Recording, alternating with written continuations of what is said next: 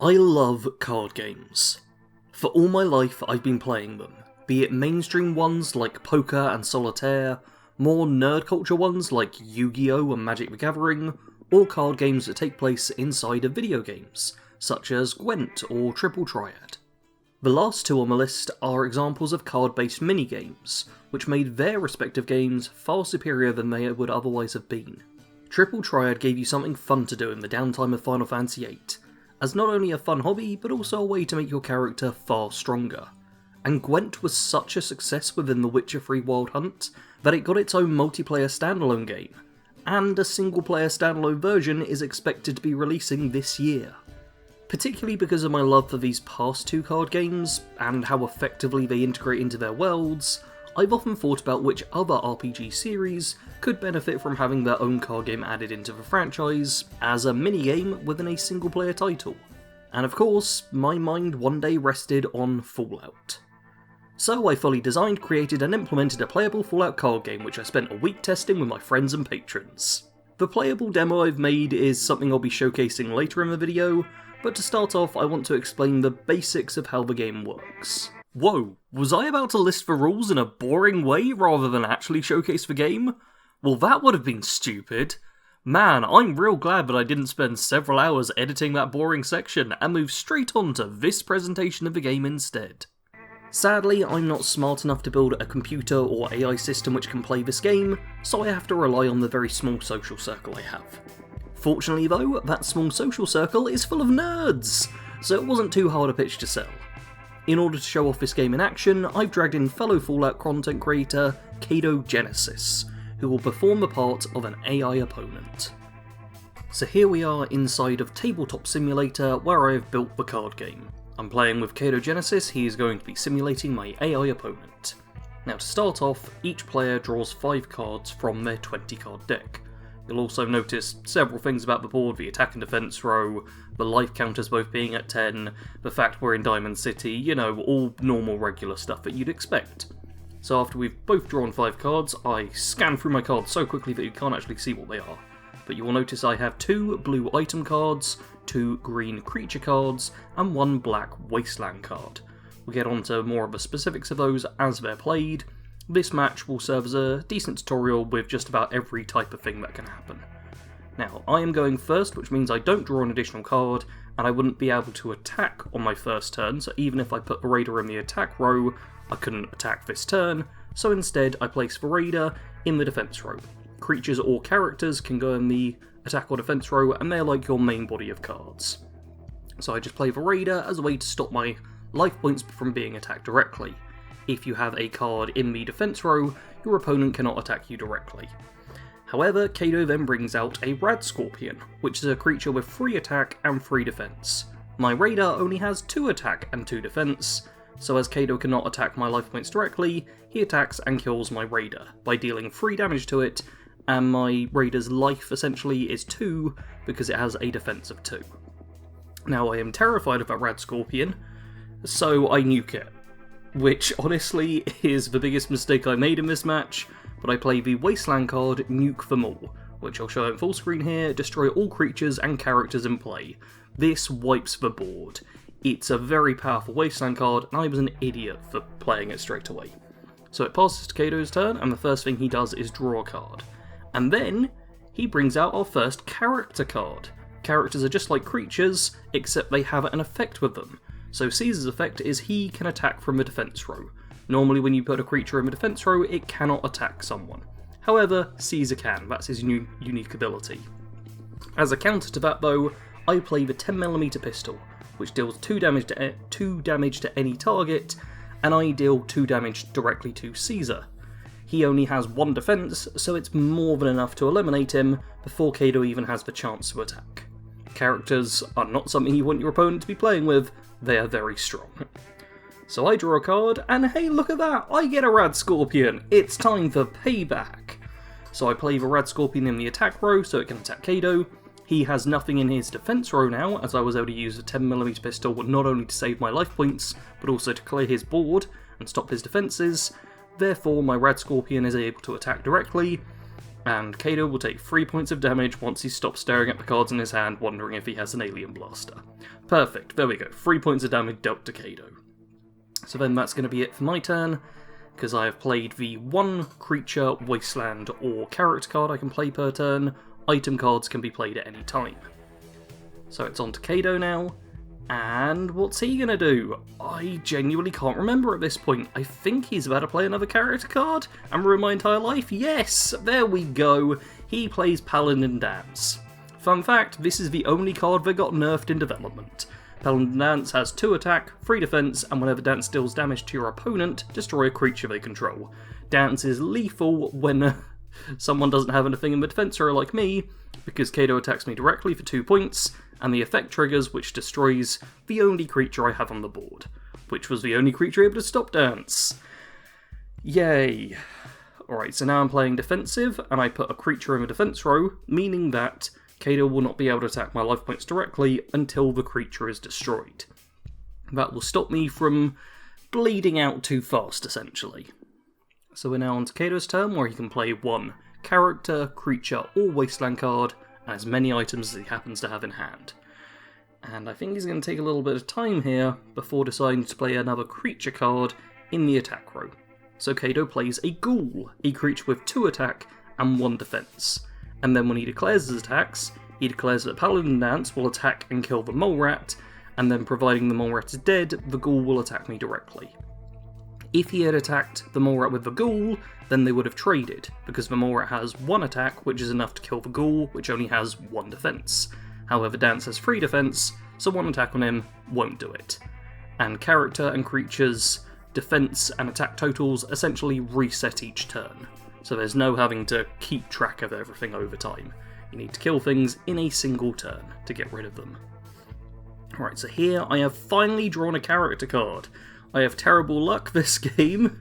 Kado getting, like, I think all of his characters, but at least I get one now. So I play Nick Valentine in the defense row. And Nick has his own unique effect. While he's in play, you can view your opponent's hand. So Kado shows me what cards he's playing with. And I get a tactical advantage. Look at that! I'm screwed! It's always good to know, right? So Kado has another character, another creature, a item card, and 2 Wasteland cards. And he's just going to do better than me on this. Look at that. How am I supposed to stand a chance? So by playing Nick in the defense row, I once again can reduce just how much damage I'm taking this turn. However, I'll need something big to really win the match. And here we have some issues with Tabletop Simulator. It's the thing I made this game inside of for testing, but it can be a little clunky at times.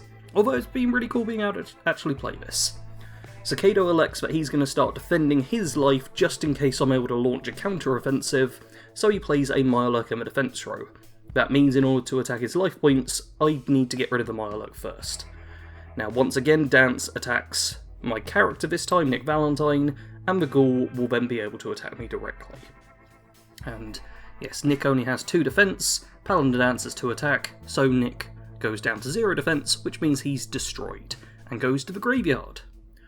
Alright, I finally get a creature with more than 2 defense, but I don't play it? What? What am I doing? I play Radiation Storm instead. I'm shocked. Radiation Storm returns all cards in play to their owner's hands. So all of Kado's cards go back into his hand. Now you may have noticed at this point, even though we didn't, that Nick is no longer on the board and I should not be able to see Kado's cards. So there's going to be several turns where I'm looking at his hand where I shouldn't be. It's called cheating, and we did it by accident. So now it's on to Kado's turn, and he once again plays Dance and attacks me for 2. I am very, very screwed. However, I now have 2 Super Mutants, but you can only play 1 creature, character, or Wasteland card each turn, so I play 1 creature card. All I could do after that is play an item card, but I'm saving my stim pack. So the Super Mutant is in the defense row. As it has 3 defense, Dance could not kill it on his own, with only 2 attack, because it would bring it down to 1 defense. He would need to deal at least 1 more point of damage to it. So what Kado does on his turn, after drawing, is play a Turret, a creature with 2 attack and 1 defense. And then he elects to have both Dance and the Turret attack the Super Mutant, dealing a combined 4 points of damage to it. more than enough to kill it. However, the super mutant deals 2 attack damage back, and as the turret only has 1 defense, that's more than enough to kill that. So I have a bit of a trade, and stop myself from dying for another turn. Alright, so I've just drawn my next character card, and I'm pretty sure Kite has pointed out that we've been cheating this entire time by accident, so Kato is now going to readjust his hand. Now I have a very powerful character in my hand, but I don't want to play it just yet. Instead, I'm pretty sure I'm just going to go with Super Mutant and Defense again, in order to have a kind of a double block scenario happen. At this point, I'm clinging on for dear life, and it clearly isn't going to go my way. Kato has 7 hit points, I attacked him once, and he's just been doing better than me. I had a couple of bad plays, and he has a very strong deck. Don't put that out of context. Oh, and look at this! Kato brings out a Deathclaw, which I'm pretty sure is the most powerful creature I have in there. The Deathclaw has 4 attack and 3 defense. So Kato elects to attack me directly with Dance, and the Super Mutant will be killed by the Deathclaw. However, at this point, I play the Stimpack to restore 2 hit points. The Deathclaw attack then goes through and easily murders my Super Mutant, and Dance's attack is then cleared to go to my hit points, where I go down to 2. But it's fine, I've got a whole other turn to survive now. So I bring out Hancock in the attack row. Hancock's effect is that when he's played, destroy an enemy creature. So he instantly destroys a Deathclaw with his effect, and then Hancock has 3 attack, Dance has 3 defense, Dance has 2 attack, Hancock has 2 defense, so by attacking Dance directly, they trade and kill each other. I then end my turn, and hope that Kato doesn't have a card which can deal 2 points of damage to me. He doesn't, he has Curie, one of the weakest cards in terms of stats, but her effect means you return a creature card from your graveyard into play. Oh dear, the Deathclaw was just resurrected, and I lose the game. There's a very quick summary of how it goes, full rules are in the description, any more questions leave them in the comments. And there we have how the card game plays. Fingers crossed you all understand the basics of how the game works now, but if you do have any questions, feel free to leave them in the comments, and I'll make sure to clear things up.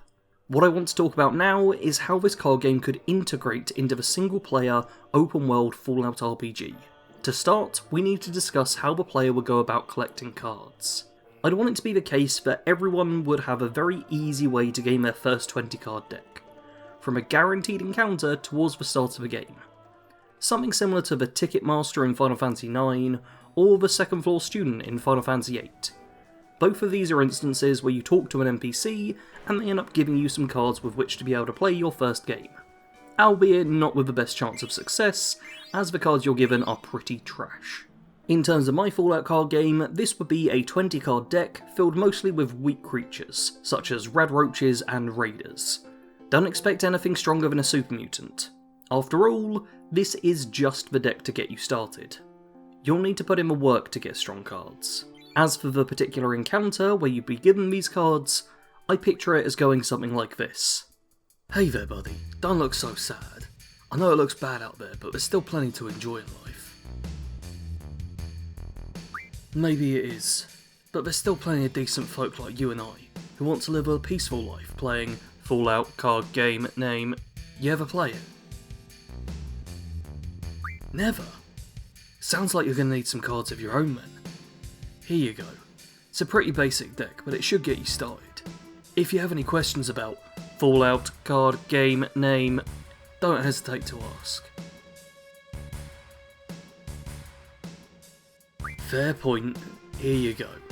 They aren't the strongest cards out there, but should help you to win a few matches, and get some other good ones of your own. There you go, rough representation of how getting the initial cards would work, plus showing a way to get more cards with a charisma check. But then you'll be wanting to get even more cards, if you want to build a strong deck. The main way to get more cards would be to play the card game. When you challenge another player, if you win, then you will get to pick a card from the opponent's graveyard and keep it. If they win, then they pick a card from your graveyard and add it to their inventory. You can win your own cards back by playing the NPC again, as well then add your cards to their deck. Or you could just kill and loot them. Or pickpocket if you're trying to avoid killing too many friendly NPCs. This is an open world RPG, and choices should always be there. While playing cards to win more cards would be the fair and level way to go about doing it, I also want it to be possible to steal cards from the NPCs too. Not only would it incentivise investing more into a pickpocket perk, but it would also provide some great role-playing opportunities throughout the game. Feel like your opponent won unfairly? Well, you can start plotting your revenge. Follow them around on their routine, find a quiet alley they walk down, draw your blade, and take back your cards by force. If nobody sees you, then nobody knows it was you. And it's the Wasteland. Having blood on the cards is hardly unusual. But if you're not a psychopath or a thief, then the main way would be to challenge friendly NPCs to a game, and I'd want it to be the case where just about every friendly character can play cards with you. Most unnamed NPCs would have fairly basic decks, so low risk, low reward. But plenty of named characters could have stronger cards to play with, maybe even a few uniques. That's right, there's unique cards, mainly taking the form of characters. Every red character card only has one copy in the entire game. As such, they're not going to be found randomly, like you could with creatures, items, and even the odd Wasteland card, but instead will have fixed locations. For example, Harold, the leader of the Brotherhood of Swords, see my last video, could be holding onto the Paladin Dance character card. Play, kill, or steal from him, and you can get your hands on it. Although the last two could also come with some pretty huge consequences for the main story. Not every character card will be held by a potentially friendly NPC though. Some you'd have to fight for or explore the world to uncover. In this way you think of them as a collectible, similar to magazines or bobbleheads. For example, you could come across the Bellevue Hospital, the oldest public hospital in the US. After exploring through it, you may find a doctor's office, and on their desk is the Curie character card. It's out in the open, so you don't have to challenge anyone for it, but it will always be in this place, whenever you play the game. I feel that I've covered enough about earning cards at this point. As a final area to cover, I want to briefly talk about how the cards would integrate into quests within the game. Here, it's pretty simple for me. Don't have it be a part of the main quest at all. Don't even make it a required part of any faction quests. People hate it when they're forced into a side activity in order to progress the story onwards, be it a new gameplay feature like settlement building in Fallout 4, or a card game tournament being jammed into an otherwise great story, like what happens in Final Fantasy IX. The most important things about minigames is that they should be optional. While plenty of us enjoy these added features to the games we play, they're not for everyone, and forcing people to play is never the right way to go. But that doesn't mean we can't have any quests related to the card game. After all, I already have a friendly Minuteman-based character who's a card fanatic. I'm sure he'd have his own little quest line where he could send you out to find particularly powerful cards in various locations, and then finally send you to a secret card game tournament with some of the best players from across the Wasteland. And for those who are watching this video as a whole part of my own Fallout 5 pitch idea series, yes, I do have the Minutemen returning, and if you're subscribed, you'll find out in the future what exactly I've done with them. But that is something you'll have to wait for. For this video, I want to know what you thought of my card game. I tested this with several of my friends, and every one of them gave it pretty glowing reviews. Maybe that was just to protect my fragile ego, but even if it was, that just means I have good friends who care about me, so it's a win either way.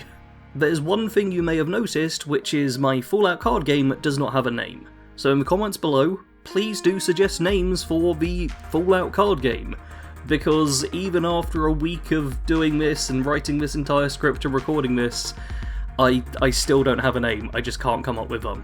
So please, comments below, suggestions for a name for the Fallout card game. If you do think that a Fallout card game would be a cool idea, then please leave a like on the video and share it so others can see it too. With this whole Fallout 5 pitch I'm making, I'd love for someone at Bethesda to see it and maybe inspire them for a few ideas of their own. Best case scenario for these videos is they make a future Fallout game better. As always, thanks for watching. Sarge out.